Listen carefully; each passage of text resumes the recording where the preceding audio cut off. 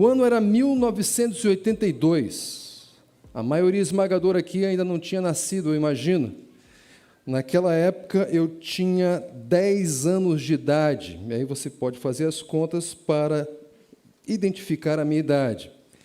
E eu lembro que aquele ano foi um ano muito especial, não só por causa da Copa do Mundo, mas por causa de uma viagem que nós fizemos como família. Eu, meu pai, minha mãe e o meu tio, irmão dele, caçula, fizemos uma viagem que foi inesquecível. O ponto inicial era Macaé, no litoral norte do Rio de Janeiro, onde nós morávamos naquela época. E o destino era Belém do Pará, onde todos nós nascemos. E eu devo reconhecer para vocês que eu não era uma criança tão normal assim, porque crianças normais, quando fazem viagens, sejam longas ou curtas, elas sempre ficam perguntando para os seus pais: já vai chegar? Falta quanto? Não é? Vocês que são pais de filhos pequenos, quando viajarem com seus filhos, vocês vão perceber que normalmente é assim que eles se manifestam em viagens, sejam curtas ou sejam longas. Mas eu era uma criança esquisita, eu devo reconhecer, e eu não fazia essa pergunta porque eu amava andar de carro, e quanto mais tempo eu ficasse dentro dele, melhor. Então eu estava muito contente.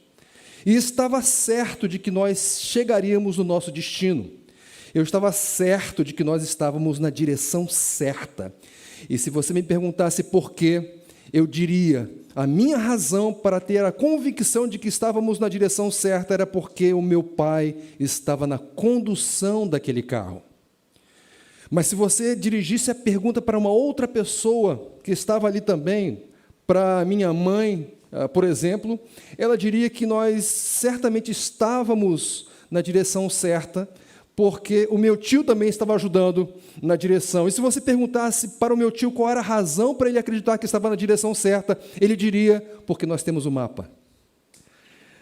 E naquela época, queridos, mapa era mapa mesmo, era de papel, você tinha que abrir, era como se fosse um pôster.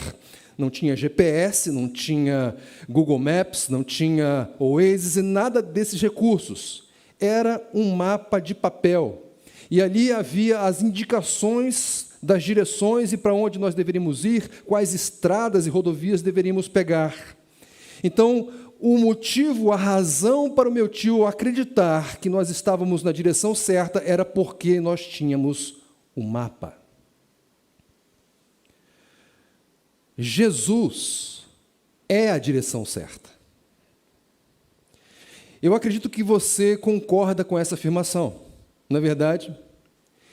Mas se eu pedisse para você apresentar as razões de você acreditar nessa afirmação, quais seriam as suas razões? Eu imagino que se eu desse oportunidade para que vocês falassem, cada um viesse aqui e dissesse a sua razão, nós teríamos razões diversas. E eu também quero apresentar razões para fundamentar esta frase: Jesus é a direção certa. Só que as razões que eu vou apresentar para vocês são razões inspiradas. O que isso significa?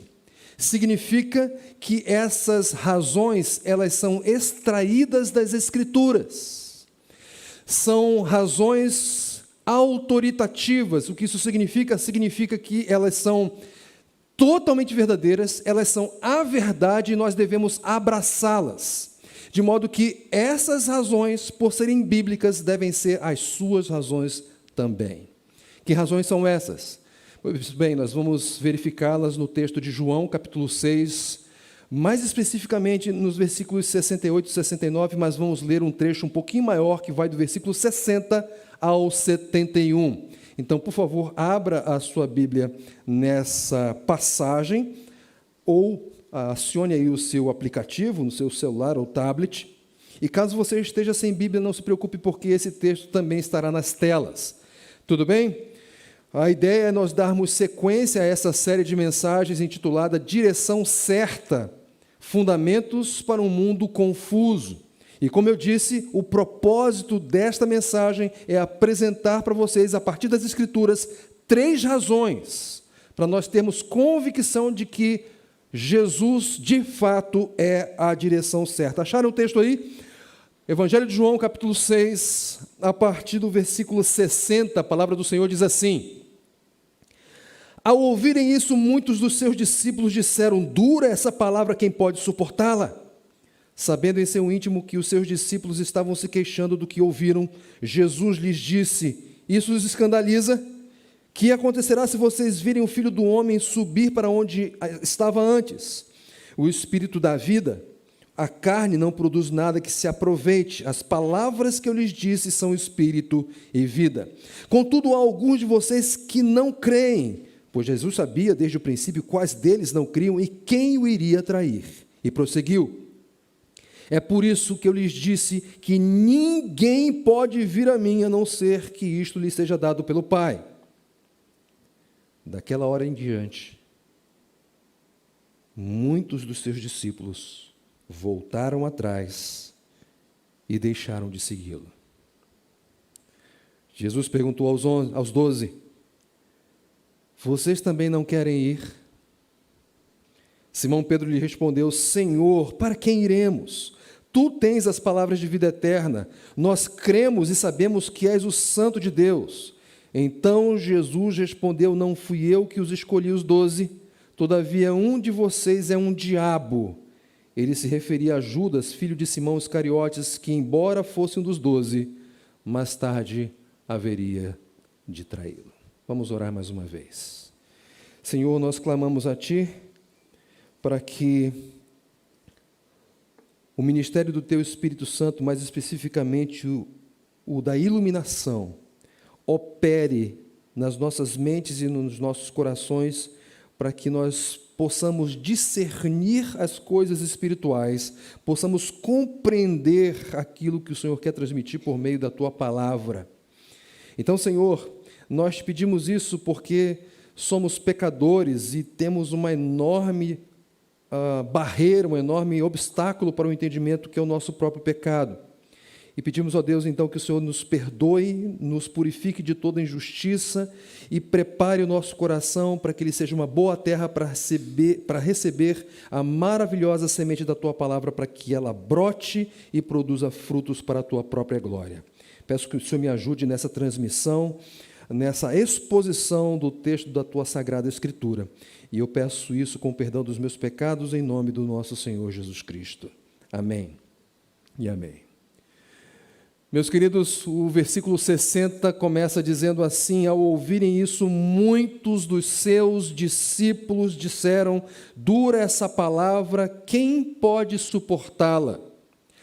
Este versículo aqui é um versículo importante porque ele estabelece uma transição de momento, uma transição de clima, digamos assim, porque este versículo ele funciona como uma espécie de dobradiça que conecta o anterior longo discurso do Senhor Jesus com a sua conclusão um tanto quanto controvertida. João, ele faz referência aqui a muitos discípulos, ou mais especificamente muitos dos seus discípulos, ou seja, muitos dos discípulos de Jesus. E quando ele se refere a esse público dessa maneira, muitos dos seus discípulos, isso significa que não eram todos os discípulos de Jesus envolvidos aqui. Nessa passagem ficará clara uma distinção que João, e mais especificamente o Senhor Jesus, faz entre discípulos e discípulos, ou mais especificamente entre discípulos e os 12. No Novo Testamento, discípulos podem ser tanto os seguidores de um mestre, como aquelas pessoas que estão juntas dos seguidores desse mestre. E parece que o apóstolo João ele está se referindo a essa multidão, ou a muitos dos discípulos, nessa categoria. Aqueles que estavam juntos dos discípulos de Jesus. Parece que o apóstolo João se refere a esse pessoal dessa maneira, o categoriza esse pessoal assim, e esse pessoal, diante do ensino de Jesus, reage. E a reação é a seguinte: dura é esta palavra, quem pode suportá-la? E vale um esclarecimento aqui, queridos, porque talvez a gente pense que essa manifestação dessa multidão seria algo do tipo: nossa, como é difícil entender Jesus. Será que alguém pode compreendê-lo? Mas a questão aqui, gente, não era dificuldade de entendimento, era escândalo. Eles ouviram o ensino de Jesus e ficaram aterrorizados. Eles consideraram aquilo inadmissível, inaceitável e digno do mais enfático repúdio. Eles estavam muito, profundamente escandalizados com as palavras de Jesus. E a pergunta é: o que Jesus disse que deixou aquele pessoal tão chateado assim e que gerou tamanha hostilidade? A resposta objetiva e básica é: Jesus disse que ele era o pão da vida e que para ser salvo, para ter a vida eterna, era necessário comer da sua carne e beber do seu sangue. Como assim? Espera lá, comer da carne de Jesus, beber do seu sangue? Jesus, por acaso, estava propondo uma espécie de canibalismo judaico? É claro que não. J. Carson, um estudioso do Novo Testamento, talvez uma das maiores autoridades no assunto, comentando essa passagem, ele disse que qualquer idiota atento saberia que o Senhor Jesus usou aqui uma linguagem metafórica. E o contexto dessa passagem indica isso. Quando nós voltamos para o começo do capítulo, nós vamos ver ali o Senhor Jesus realizando um grande milagre, a multiplicação dos pães e dos peixes, que deixou a multidão extremamente eufórica, ao ponto dela querer fazer de Jesus rei, à força. O Senhor Jesus e seus discípulos, percebendo diante desse cenário, saíram, se retiraram e foram para o outro lado do mar da Galileia. Viajaram de noite, ocasião em que Jesus realizou mais um outro grande milagre, andando sobre as águas. No dia seguinte, depois de muito procurá-lo, a multidão finalmente acha Jesus e lhe pergunta, e essa pergunta está registrada aqui no versículo 25. Quando o encontraram do outro lado do mar, perguntaram-lhe: Mestre, quando chegaste aqui? E esta pergunta, meus queridos, é uma deixa para que o Senhor Jesus conclua o seu discurso, e essa conclusão não vai ser absolutamente nada diplomática. Versículo 26, a resposta do Senhor Jesus: a verdade é que vocês estão me procurando não porque viram os sinais milagrosos, mas porque comeram os pães e ficaram satisfeitos. Em outras palavras, vocês estão me procurando porque vocês acham que a minha missão é saciar os seus caprichos, os seus desejos egoístas, os seus anseios materiais. Então o Senhor Jesus dá aquele famoso corte Tramontina e segue fazendo algumas afirmações. Uma delas: eu sou o pão da vida, e naquele momento ele estabelece uma distinção com o pão que Deus deu lá no deserto, chamado maná, que nesse contexto e da perspectiva judaica era o pão de Moisés. Então ele estabelece um contraste entre o pão que ele é e o pão que era de Moisés. E ele também afirma que as pessoas só poderiam vir a ele se Deus atraísse, e ele conclui com aquela afirmação controversa de que era necessário comer da sua carne e beber do seu sangue para ter a vida eterna. Aquela multidão, gente, era caracterizada predominantemente por judeus, e essa multidão considerou aquelas palavras de Jesus palavras ofensivas, porque eles acharam que Jesus havia sido literal no seu ensino. E se ele de fato tivesse sido literal, o escândalo era justificável, até porque se havia algo que era expressamente proibido para um judeu, era ele comer carne com sangue. Mas quando as palavras de Jesus são observadas com atenção, dentro do seu contexto, fica muito claro que ele usou uma linguagem metafórica. E quando nós comparamos alguns versículos aqui do capítulo 6, isso fica muito evidente e fica comprovado. Por exemplo, vamos ali para o versículo 35 do capítulo 6. Ali nesse versículo, o Senhor Jesus declara: eu sou o pão da vida, aquele que vem a mim nunca terá fome, aquele que crê em mim nunca terá sede. Versículo 40, diz assim: porque a vontade de meu Pai é que todo aquele que olhar para o Filho e nele crer, qual o resultado? Tenha vida eterna. Versículo 47, asseguro-lhes, ou seja, eu dou toda a certeza para vocês, que aquele que crê, qual o resultado? Tenha vida eterna. E aí o versículo 54, todo aquele que come a minha carne e bebe o meu sangue, qual o resultado? Tem a vida eterna. Meus queridos, os versículos 35, 40 e 47 dizem basicamente: aquele que crê em Jesus tem a vida eterna. Já o versículo 54 diz: aquele que come da carne de Jesus e bebe do seu sangue tem a vida eterna. Ou seja, está muito claro aqui, queridos, que aquele que crê é o mesmo que aquele que come e bebe do seu sangue. As duas coisas são as mesmas coisas. Por quê? Porque ambas produzem o mesmo resultado, a vida eterna.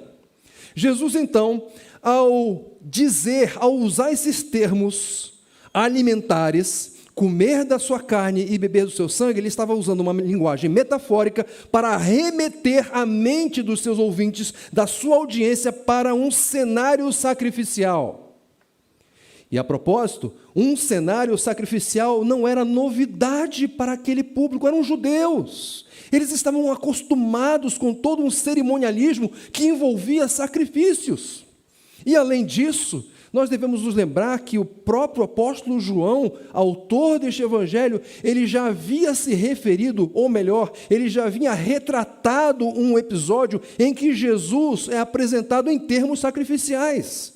Aquele episódio em que João Batista aponta para Jesus, ele está com seus discípulos e aponta para Jesus dizendo: eis o Cordeiro de Deus que tira o pecado do mundo.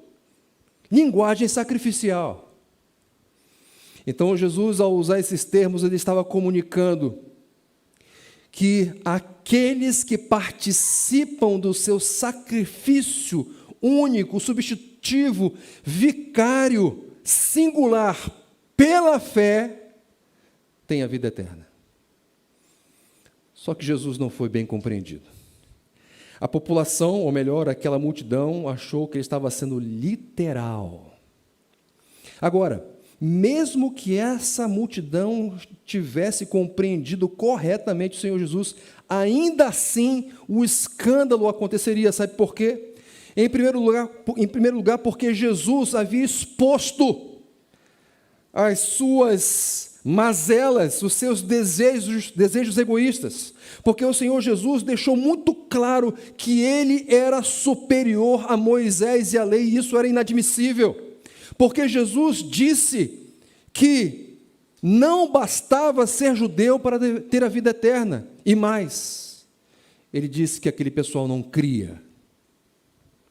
Em outras palavras, aqueles judeus não tinham a vida eterna. Isso era um absurdo para uma mentalidade judaica. Só que eles não criam, e o Senhor Jesus diz isso no versículo 64, olha, acompanha aí a leitura que diz assim: contudo, palavras do Senhor Jesus, há alguns de vocês que não creem, pois Jesus sabia desde o princípio quais deles não criam e quem o iria trair. E aí o Senhor Jesus fecha o caixão no versículo 65, dizendo: é por isso que eu lhes disse que ninguém pode vir a mim, a não ser que isto lhe seja dado pelo Pai. Em outras palavras, vocês podem até estar aqui, mas não foi Deus que atraiu vocês. Vocês não foram trazidos por Deus. A multidão ouve essas palavras e um resultado acontece. Versículo 66. Daquela hora em diante, muitos dos seus discípulos voltaram atrás e deixaram de segui-lo. Aquela expressão do versículo 60 está presente aqui. Muitos dos seus discípulos. Agora vejam, muitos dos seus discípulos não é o mesmo que todos eles. Então, se muitos foram embora, significa que nem todos o abandonaram. Alguns ficaram, particularmente os 12. E eu queria que você pensasse numa seguinte situação. Imagine que você seja o pastor de uma igreja, que você preparou uma mensagem para pregar para a igreja que contém muitos membros. E aí a mensagem que você prega é uma mensagem extremamente confrontadora, desafiadora, e muitos dos membros daquela igreja ficam extremamente escandalizados, ofendidos, e resolvem deixar aquela comunidade. Diante desse cenário, o que você faria? O que você faria com aqueles que permaneceram? Eu não sei qual seria a sua tendência, mas eu sei qual seria a minha. A minha tendência pecadora seria suavizar o discurso. Sabe, adotar uma palavra politicamente correta, seguir na onda do momento. Em outras palavras, fazer de tudo para que aqueles que ficaram permanecessem, fazer de tudo para que o abandono completo não se tornasse uma realidade. Essa é a tendência de um pecador. Só que essa não era a tendência de Jesus. Embora o Senhor Jesus não tivesse absolutamente nenhum problema em ser seguido por multidões, o que o movia não eram os números, não eram os tantos K de seguidores que ele tinha. Ele não baseava o sucesso do seu ministério na aprovação volumosa alheia. Não, porque o que movia Jesus era a vontade de seu Pai. E porque era a vontade de seu Pai que o movia, ele se volta para os seus discípulos com muita tranquilidade e faz uma pergunta que eu vou parafraseá-la. Ei, vocês não vão embora também, não? Ei, a porta da rua é a serventia da casa, e ela está aberta. Vocês não querem aproveitar a oportunidade para vazar, para dar o fora, para ir na direção dessa multidão? E é nesse momento que nós chegamos no clímax dessa passagem. Sim, Pedro, para variar, toma a frente dos 11 e responde. E a resposta de Pedro vai apresentar 3 razões, que são razões não apenas que justificariam a permanência dos 12, mas 3 razões que fundamentam a frase Jesus é a direção certa. Primeira razão, versículo 68a, diz assim: Senhor, para quem iremos? A primeira razão é porque não havia outra alternativa, só Jesus era a direção certa. Meus queridos, nós não podemos nos esquecer que Pedro era judeu tanto quanto aquelas pessoas que compunham a multidão. Nós não podemos nos esquecer que Pedro, ele tinha ouvido o mesmo discurso que a multidão ouvira. Nós não podemos nos esquecer que Pedro, assim como aquela multidão, teve a oportunidade de ir embora e ele não foi. E a pergunta é por quê? Em primeiro lugar, porque estava claro que abandonar Jesus era seguir um rumo incerto, era seguir numa direção equivocada. Senhor, para quem iremos? E notem que Pedro não disse para onde iremos, mas para quem iremos. Ou seja, estava claro que havia apenas uma direção. Ela era única, ela era exclusiva, ela era singular, e ela não era um lugar, ela era uma pessoa, a pessoa de Jesus. Só Jesus é a direção certa. Não há outra alternativa, não há outra opção. Essa é a primeira razão, mas há uma segunda. Porque o apóstolo Pedro, ele segue na sua resposta, e na sequência ele apresenta uma segunda razão, o mesmo versículo, só que a parte B. Tu tens tens as palavras de vida eterna. Em outras palavras, a segunda razão é exatamente essa. Só Jesus tem as palavras de vida eterna. Em Mateus capítulo 7, versos 28 e 29, depois da conclusão do Sermão do Monte, Mateus registra o estado das multidões depois de ouvirem as palavras de Jesus. O texto diz assim: quando Jesus acabou de dizer essas coisas, as multidões estavam maravilhadas com o seu ensino, porque ele as ensinava como quem tem autoridade, não como os mestres da lei. As multidões estavam maravilhadas. Por quê? Porque o ensino de Jesus era extraordinário. As suas palavras não tinham comparação. As multidões estavam maravilhadas porque o ensino de Jesus era bem diferente de tudo que elas tinham aprendido dos mestres da lei e dos fariseus. E como era o ensino desse pessoal? De acordo com o Senhor Jesus, citando Isaías, seus ensinamentos não passam de regras ensinadas por homens. E em Mateus capítulo 23, de 1 a 4, o Senhor Jesus diz assim: os mestres da lei e os fariseus se assentam na cadeira de Moisés.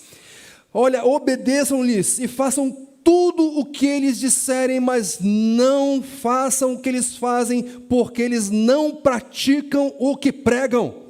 Eles atam fardos pesados e os colocam sobre os ombros dos homens, mas eles mesmos não estão dispostos a levantar um só dedo para movê-los. Em outras palavras, os fariseus, os mestres da lei, os líderes religiosos de Judá, ou melhor, de Israel, eles eram hipócritas e o seu ensino não passava de invencionices humanas que tornavam a religião um fardo que ninguém era capaz de suportar.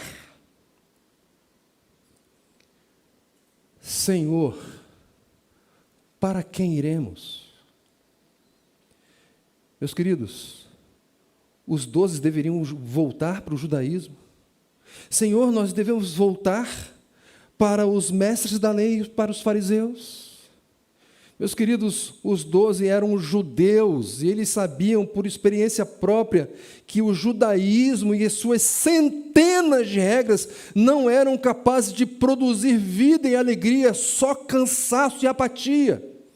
Então aqueles discípulos, com todas as suas dificuldades, eles estavam entendendo que só havia uma direção, só havia um rumo certo, e esse rumo era Jesus. Eles não estavam mais dispostos a abandonar, ou melhor, a ouvir outras palavras, outros ensinos, que não fossem os de Jesus. Eles não estavam dispostos a recusar o convite que ele fez ali em Mateus capítulo 11, versos 28 a 30, quando o Senhor Jesus disse: venham a mim todos vocês que estão cansados e sobrecarregados, e eu lhes darei descanso. Tomem sobre vocês o meu jugo e aprendam de mim. Os discípulos eles estavam compreendendo, como eu disse, com todas as suas dificuldades, que só em Jesus esse descanso seria experimentado. Só o ensino de Jesus fazia sentido. Só as palavras de Jesus proporcionavam vida eterna, salvação. Gente, desde que nós nascemos, nós carregamos um fardo. Sim, ao longo da vida, na medida que a gente vai se desenvolvendo, tendo tantas outras experiências, outros fardos vão se agregando, vão se acumulando, mas há um fardo fundamental que todos nós carregamos por toda a vida, que é o fardo do pecado. E ele pesa. E ele pesa tanto que eu sou capaz de afirmar com toda tranquilidade que eu sei qual é a sua busca, o que você tem buscado, porque é exatamente a mesma busca que eu adoto para a minha vida. Eu e você temos buscado descanso para a nossa alma. É isso que nós estamos buscando. Talvez você possa dar um outro nome para a sua busca, mas a realidade é que o seu maior objeto de desejo é descanso para a sua alma. Eu sei disso, e eu também sei que você, assim como eu, pode ser enganado achando que esse maior objeto de desejo pode ser proporcionado pelas ofertas da nossa sociedade.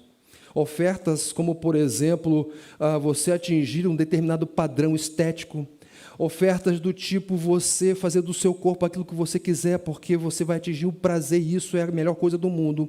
Ofertas do tipo você acumular N títulos acadêmicos, que não é problema em si, tá bom, gente? Mas acumular N títulos acadêmicos como se isso fosse produzir realização plena.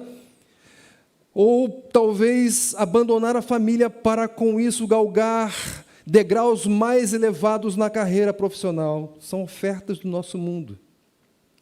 E essas ofertas prometem um destino. Só que esse destino não é capaz de cumprir a promessa de saciar os nossos anseios interiores, não é capaz de saciar o nosso anseio por descanso, não é capaz de saciar a nossa maior busca. E a razão é porque nós estamos buscando uma beleza sem fim, nós estamos buscando uma satisfação sem data de validade, nós estamos buscando um amor permanente, duradouro e definitivo. Nós, portanto, estamos em busca da eternidade, e você, tão bem quanto eu, sabe que nada neste mundo é capaz de proporcionar isso.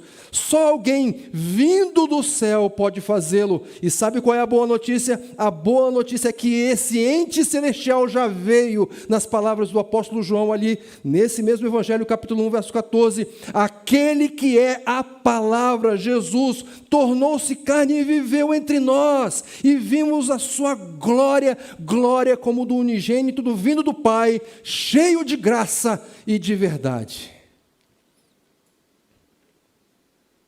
Queridos, Ele já veio. Então, pare de dar ouvidos às ofertas da nossa sociedade, porque ela não pode proporcionar aquilo do que você mais precisa. Só Jesus pode fazê-lo. Por quê? Porque só Jesus tem as palavras de vida eterna. Por quê? Porque, como ele mesmo disse, citando Deuteronômio capítulo 8, verso 3, olha, nem só de pão viverá o homem, nem só de matéria viverá o homem, mas de toda palavra que procede da boca de Deus. E Jesus é Deus. Duas razões. A primeira, porque Jesus é a direção certa, porque não há outra alternativa, só Ele é o destino certo. Segundo lugar, porque só Jesus tem as palavras de vida eterna. Mas Pedro vai concluir a sua resposta. E na conclusão ele apresenta um terceiro motivo, uma terceira razão. Versículo 69, o apóstolo Pedro diz assim: nós cremos e sabemos que és o Santo de Deus. A terceira razão, só Jesus é o Cristo. Queridos, vocês acham mesmo que Pedro e os 11 entenderam todos os detalhes do discurso anterior de Jesus? Vocês acham que eles ficaram bastante à vontade com aquilo que Jesus tinha dito? Claro que não! Sob determinados aspectos, aqueles 12 eram muito parecidos com os muitos dos seus discípulos. Só que a diferença é que muitos dos discípulos abandonaram Jesus e 12 ficaram. Por quê? Porque Pedro era especial, porque Pedro era um judeu mais elevado do que os judeus daquela multidão, porque Pedro e os 11 talvez tenham realizado algum feito extraordinário que os colocou numa posição de vantagem em relação àqueles outros? Claro que não! Então, como é que se explica essa diferença? Por que eles ficaram? A resposta, meus queridos, é fé. Nós cremos e sabemos que és o Santo de Deus. Gente, poucos momentos atrás, uma multidão testemunhou de um milagre extraordinário de Jesus. extraordinário. Ele multiplicou pães e peixes, ele alimentou uma multidão, mais de 5.000 pessoas, e aquela multidão, diante daquele negócio, concluiu: ele só pode ser o grande profeta que haveria de vir. Só que esse grande profeta indicou qual era a sua procedência. Ele disse: eu venho do céu. E a partir desse momento, aquela multidão que estava impressionada começou a criticá-lo. Os judeus começaram a dizer: como assim? Vindo do céu? Esse não é o filho do Zé? O Zé carpinteiro? Nós não conhecemos a sua mãe e o seu pai. Como ele pode dizer que veio do céu? Isso não faz o menor sentido. E por isso, não pouco tempo depois, esses críticos abandonaram Jesus. Foram embora. Foram numa outra direção. Vejam, esse pessoal foi embora. E diante desse cenário, o Senhor Jesus se volta para os 12 e pergunta para eles se eles não gostariam de aproveitar aquela oportunidade. Pedro, então, imediata e prontamente responde: não, não. Por quê? Porque nós cremos, Senhor. Nós cremos. E talvez você esteja se perguntando aí: Abner, e Judas? E Judas? Calma, porque daqui a pouco o Senhor Jesus vai se pronunciar a esse respeito. Segundo Pedro, eles não abandonaram Jesus, porque não havia outra alternativa, só Ele era o destino certo. Eles não abandonaram o Senhor Jesus, porque só Jesus tinha as palavras de vida eterna. Eles não abandonaram Jesus, porque só Jesus era o Cristo. E ao dizerem essas palavras, eles estavam reconhecendo que Jesus era um ungido de Deus, que Jesus era o Messias, que Jesus era o Cristo.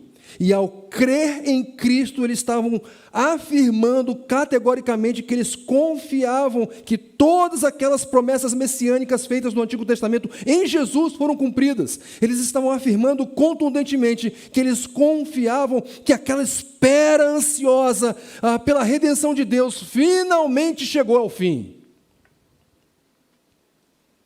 Só que a multidão, muitos dos seus discípulos foram embora, foram numa outra direção, em busca de um Messias.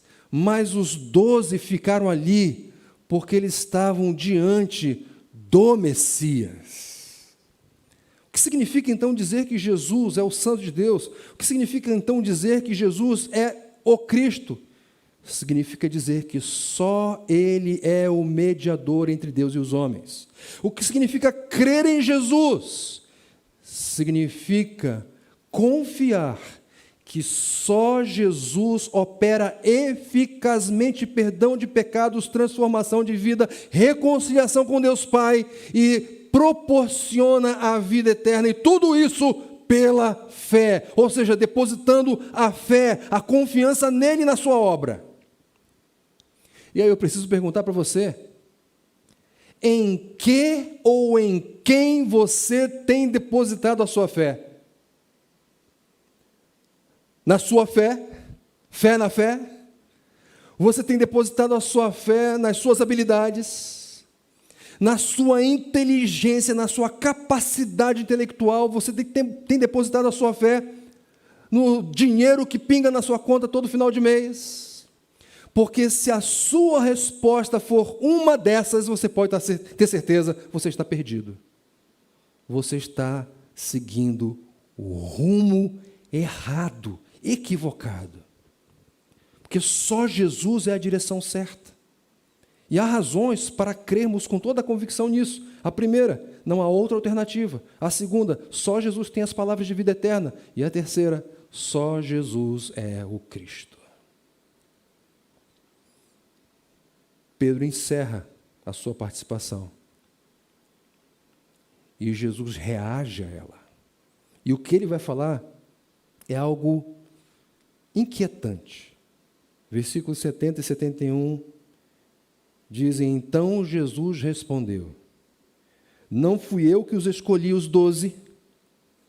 Todavia, um de vocês é um diabo. Ele se referia a Judas, filho de Simão Iscariotes, que, embora fosse um dos 12, mais tarde haveria de traí-lo.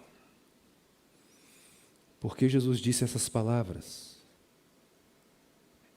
Me parece que ele o fez porque ele queria, em primeiro lugar, fazer uma ressalva. E, em segundo lugar, porque ele queria fazer uma correção. Ou, em primeiro lugar, uma correção. Em segundo lugar, uma ressalva. Qual é a correção? Vocês devem se lembrar que Pedro, ele deu uma resposta a uma pergunta de Jesus. E a sua resposta foi em nome dos 12. Como se aquelas razões apresentadas fossem as razões dos 12. Mas Jesus disse que um deles era um diabo, porque ele sabia que Judas Iscariotes, embora fosse um dos 12, mais tarde haveria de traí-lo. Então, sim, a resposta de Pedro, o seu conteúdo está correto. Contudo, as pessoas envolvidas naquela resposta, não. Porque não eram todos os 12 que ficaram por aquele motivo. Havia um que ficou por outras razões. Então, Jesus faz essa correção. Mas Jesus também faz uma ressalva. Ele disse: não fui eu que os escolhi, os 12. E a ressalva é a seguinte: Pedro acabara de falar que ele e os 12 criam. Em outras palavras, eles entenderam muito bem o ensino do Senhor Jesus. Quem crê tem a vida eterna. Então nós temos a salvação. Nós cremos, Senhor Jesus. Então o Senhor Jesus faz uma ressalva.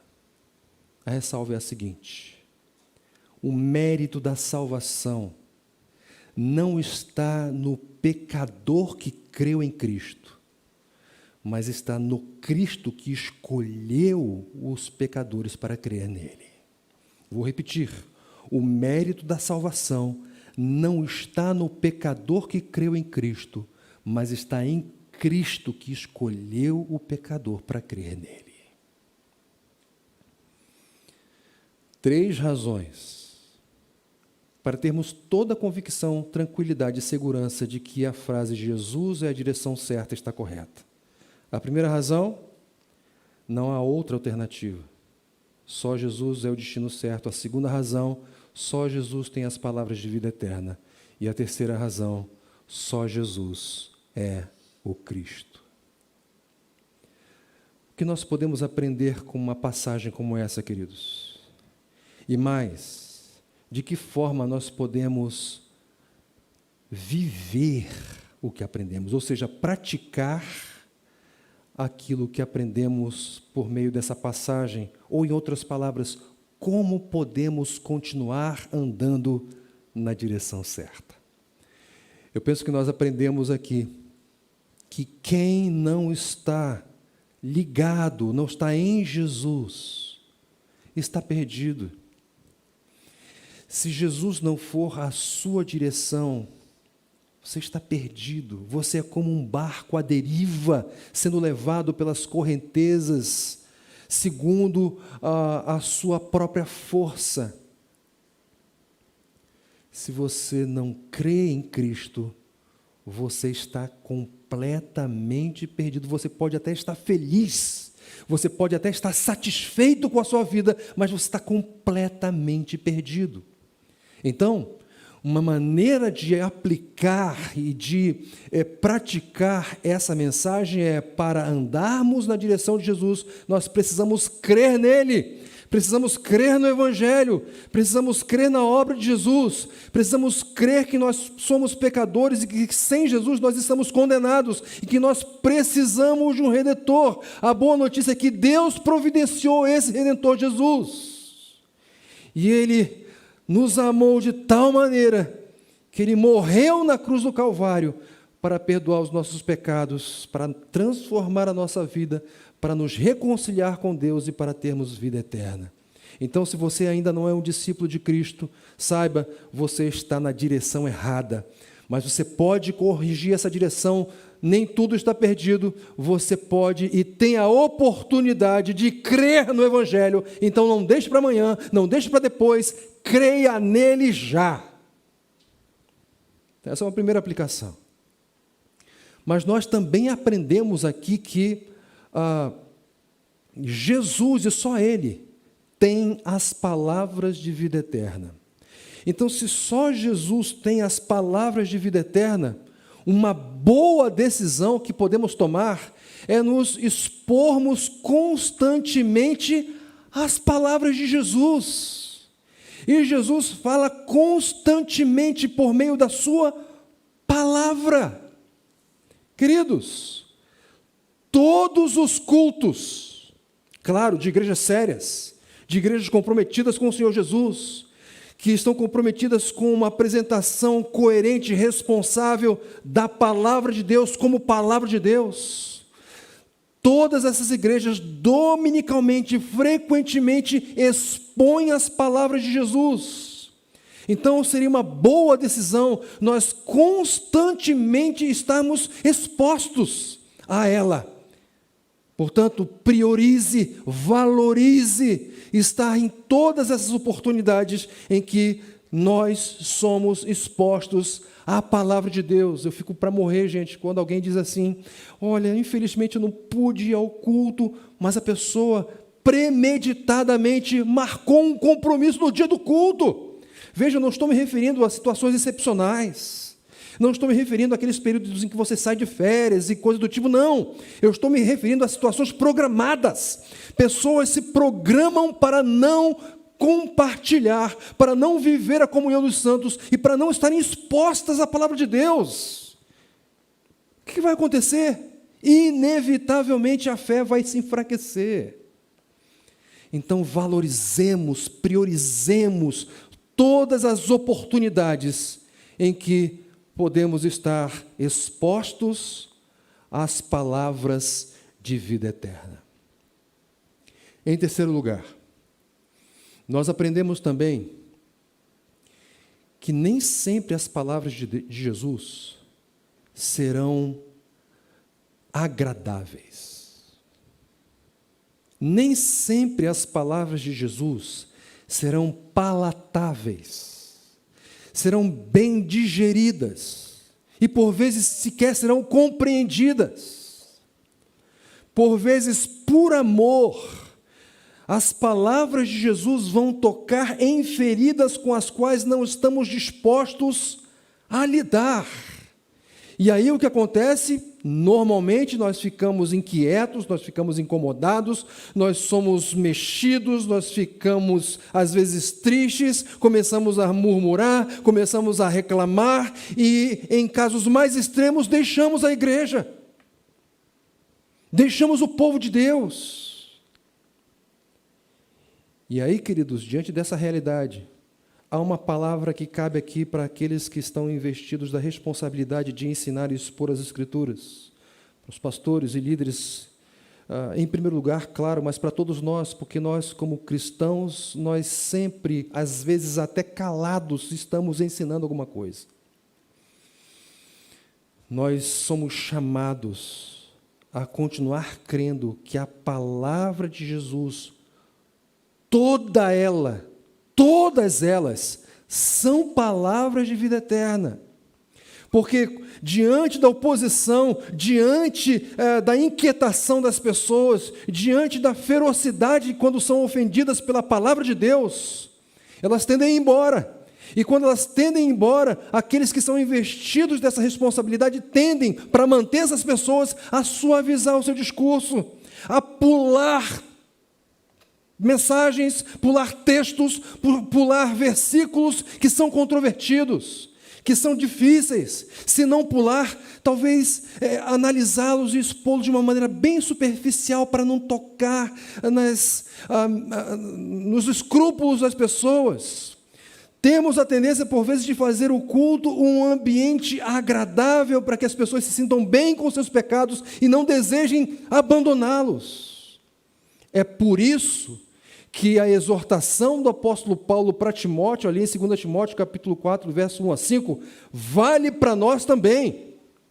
Naquela ocasião, o apóstolo Paulo disse assim para o seu discípulo Timóteo: na presença de Deus e de Cristo Jesus, que há de julgar os vivos e os mortos por sua manifestação e por seu reino, eu o exorto solenemente, pregue a palavra, esteja preparado a tempo e fora de tempo. Por que, Paulo? Porque virá o tempo em que não suportarão a sã doutrina, não suportarão.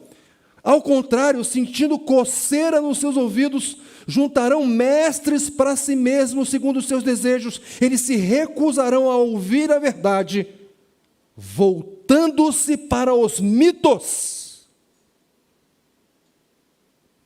Você, porém, ou vocês, porém, sejam moderados em tudo, suportem os sofrimentos, façam a obra de um evangelista, cumpram plenamente o seu ministério.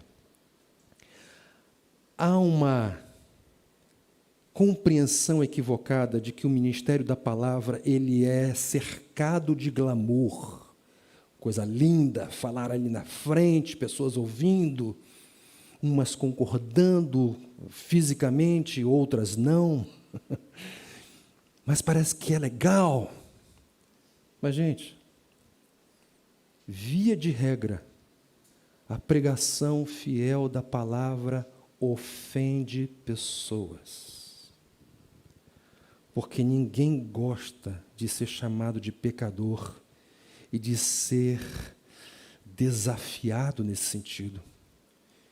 E essa característica de pecador produz oposição, reação feroz, reação animosa. E aqueles que ensinam com fidelidade passam a ser alvo dos ataques, das alfinetadas dos ofendidos, e eles passam a sofrer. É por isso que Paulo diz: pregue a palavra. O sofrimento vai vir, não tem jeito, vai vir. Então seja moderado, suporte esse sofrimento, não interrompa a atividade da proclamação do Evangelho, faça a obra de um evangelista, cumpra plenamente o seu ministério. E em último lugar, não dê ouvidos à voz do seu coração.